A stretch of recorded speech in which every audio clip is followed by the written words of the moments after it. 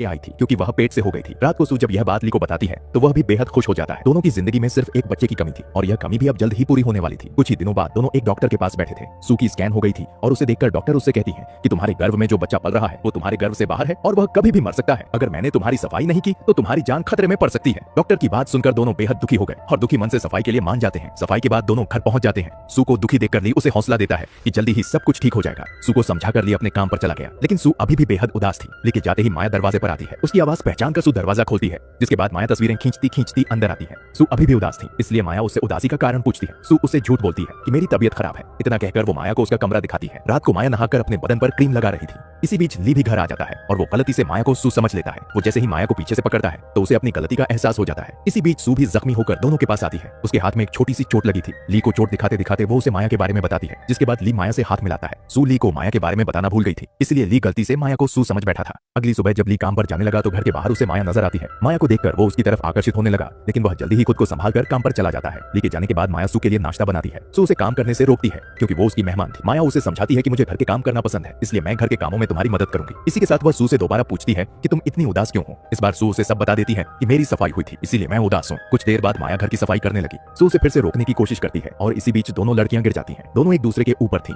इसलिए दोनों को काफी अजीब फील हो रहा था, मगर जल्दी ही दोनों खुद को संभालकर फिर से काम पर लग जाती है। कुछ देर बाद माया सू को नई ड्रेस देकर कहती है कि मैं तुम्हारी कुछ तस्वीरें खींचना चाहती हूँ, इससे तुम्हारी उदासी भी दूर हो जाएगी और तुम्हें अच्छा भी लगेगा। इतना कहकर वो सू को ड्रेस देती है और फिर उसे चेंज करने भेज देती है। सू के जाते ही वो 2 गिलासों में दारू डालने लगी। एक गिलास उसने खुद के लिए तैयार किया था और एक सू के लिए। जल्दी ही सू नई ड्रेस पहनकर उसके सामने आती है। माया जल्दी जल्दी उसकी तस्वीरें खींचने लगती है। सू को देखकर माया को उससे प्यार हो गया था। तस्वीरें खींचने के बाद दोनों दारू पीती हैं और दारू पीते पीते एक दूसरे के करीब आने लग जाती हैं। थोड़ी ही देर बाद रात हो गई। ली भी अब घर आ चुका था, इसलिए तीनों मिलकर खाना खाने लगते हैं। खाना खाते खाते सू ली को सब बताती है कि आज माया ने मेरी तस्वीरें खींची। उसने ली को तस्वीरों के बारे में तो बता दिया था, लेकिन वह यह नहीं बताती कि वो माया के साथ इंटीमेट भी हुई थी। अब खाने के बाद ली और सू अपने कमरे में आते हैं और एक दूसरे के साथ फिजिकल हो जाते हैं। उसके बाद ली सू से पूछता है कि माया हमारे घर से कब जा रही है, क्योंकि उसके कारण हमारी प्राइवेसी खत्म हो रही है। ली की बात सुनकर सू उदास हो गई क्योंकि उसे माया के साथ मजा आने लगा था। अगली सुबह सू माया के पास आकर कहती है कि तुम्हें अब जल्दी ही यहाँ से चले जाना चाहिए क्योंकि तुम्हारे कारण ली को परेशानी हो रही है। सू की बात सुनकर माया हैरान हो गई। उसे लगने लगा कि शायद ली को पता चल गया है कि उन दोनों क्या किया था। सू उसे समझाती है कि ली को हमारे बारे में कुछ पता नहीं चला। असल में पहले हम दोनों घर के किसी भी हिस्से में शुरू हो जाते थे,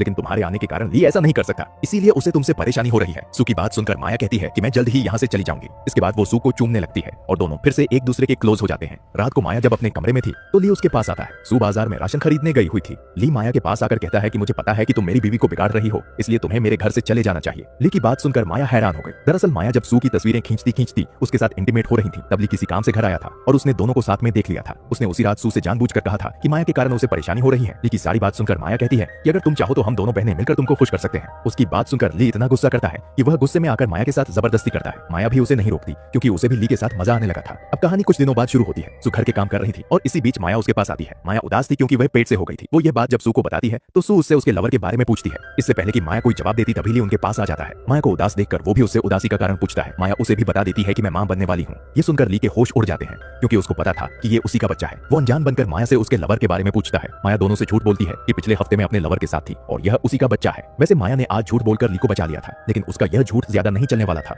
सू को जब दोनों की हरकत के बारे में पता चलेगा तो शायद वो दोनों का जुलूस निकाल देगी। कुछ देर बाद ली माया के कमरे में आता है। सू बाथरूम में नहा रही थी। ली माया से पूछता है कि तुम बच्चे का क्या करोगी। मैं ना तो सू को बता सकता हूँ कि तुम्हारे पेट में मेरा बच्चा है और ना ही सू को छोड़कर तुम्हारे साथ रह सकता हूँ। इसी बीच सू दरवाजे के पास आकर दोनों की बातें सुनने लगी। ली माया से बातें कर ही रहा था कि तभी सू दोनों के सामने आकर कहती है कि मैंने सब कुछ सुन लिया है। माया उसे समझाने की कोशिश करती है कि मुझसे गलती हो गई थी, लेकिन सू कोई बात सुनने को तैयार नहीं थी। वो गुस्से में आकर माया को मारने लगी। जब ली उसे रोकने की कोशिश करता है तो वो उसे भी पीट देती है। दोनों को काफी मारने पीटने के बाद सू अपने कमरे में आ गई। कमरे में आकर वह काफी रोती है क्योंकि उसके पति और बहन ने उसे धोखा दिया था। अगले दिन दोनों बहनें कैफे में थी। माया एक बार फिर सू से माफी मांगती है, जिसके बाद सू कहती है कि मैं चाहती हूँ कि तुम ली के बच्चे को जन्म दो। मैं तो ली को बच्चे का सुख नहीं दे पाई, इसलिए तुम उसे यह सुख जरूर दो। सू की बात सुनकर माया उससे वादा करती है कि मैं ली के बच्चे को जरूर